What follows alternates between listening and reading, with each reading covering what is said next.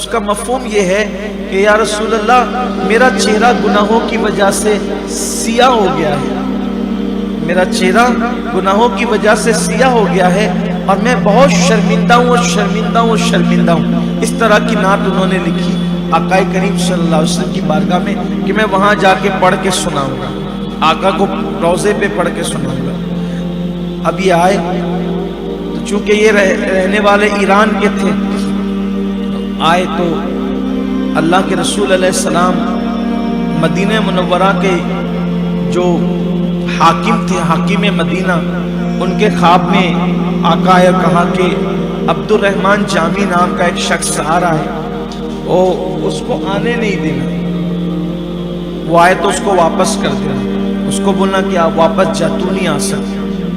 تو وہاں وہ جہاں سے ایران کے لوگ آتے تھے اس طرف چوکی بٹھا دی۔ حاکم مدینہ نے کہا کہ بھئی دیکھو تم نہیں آ سکتے، لیکن اب وہ بہت بڑے عاشق رسول، ان کے عشق کی بات کریں تو کیا کریں اور کیسے کریں، لیکن بہت زبردست عاشق رسول۔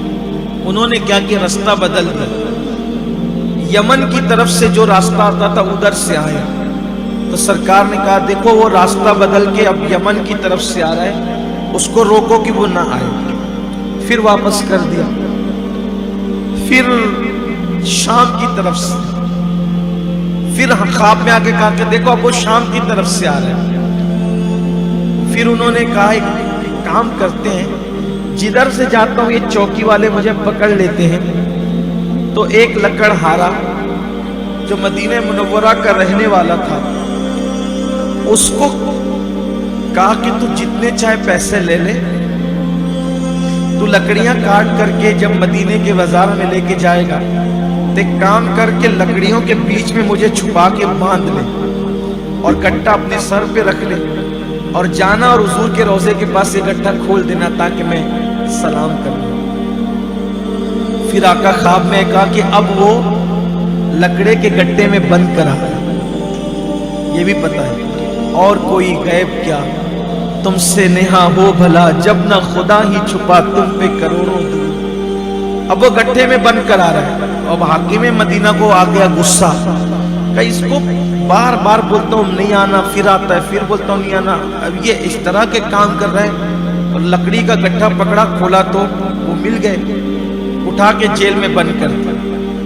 جب جیل میں بند کیا تو اللہ کے حبیب علیہ السلام حاکم مدینہ کے خواب میں تشریف لائے، پھر آئے خواب میں، اور آئے تو اب ناراض تھے، اللہ کے رسول علیہ السلام ناراض، ناراضگی چہرے پہ ظاہر۔ آقا کریم صلی اللہ علیہ وسلم نے فرمایا میں نے تجھے اس کو آنے سے روکا تھا کہ اس کو آنے مت دینا، جیل میں ڈالنے کا حکم میں نے تو نہیں دیا تھا تجھے، تو نے اس کو جیل میں کیوں ڈالا؟ کہ یا رسول اللہ مجھے معاف کر دیں، میں تو یہ سوچ رہا تھا کہ یہ شخص جو ہے وہ حضور کو اذیت پہنچاتا ہوگا، گنہگار ہوگا، حضور اس کو پسند نہیں کرتے، اس لیے آپ آنے نہیں دینا چاہتے، تو میں نے جو ہے وہ اس کو اٹھا کے جیل میں ڈال دیا، راستے بدل بدل کے آ رہا تھا۔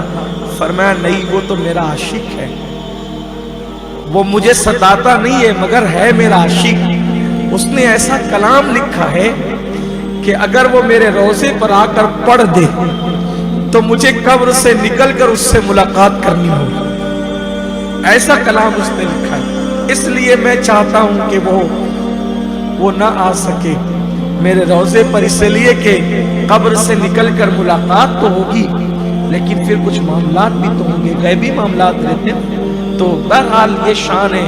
تو حضور علیہ الصلوۃ والتسلیم ابھی بھی جب حضرت سیدی احمد کبیر رفاعی، بہت بڑے بزرگ ہیں سید احمد کبیر رفاعی، ان کا مزار جو ہے وہ عراق میں ہے، ام عبیدہ ایک شہر ہے عراق کا، وہاں ہے۔ جب وہ گئے حضور کے مزار پر تو کہا السلام علیکم یا جدی، سادات میں سے تھے، امام حسین کی اولاد میں سے، السلام علیکم یا جدی، اے میرے دادا جان آپ پر سلام ہو، تو جواب یا وعلیکم السلام یا ولدی، میرے بیٹے تم پہ بھی سلام ہو۔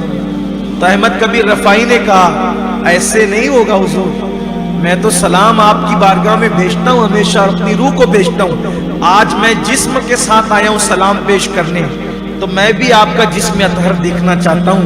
اب صرف پردے سے جواب نہیں سننا چاہتا بلکہ آپ سے مصافحہ بھی کرنا چاہتا ہوں.